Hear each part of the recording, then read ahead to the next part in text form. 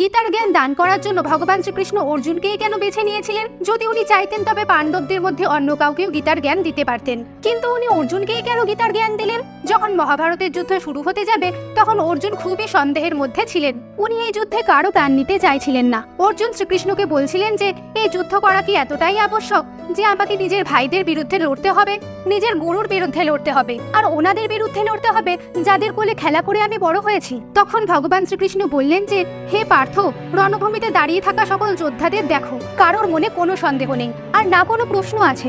সকলেই এখানে আত্মবিশ্বাসে পূর্ণ। দুর্যোধনের দিকে দেখো, ও জানে যে ওর ধর্ম বলে যে যে রাজপাট আমি জয় করে ফেলেছি তা আমি কোনো পরিস্থিতিতেই যেতে দেব না।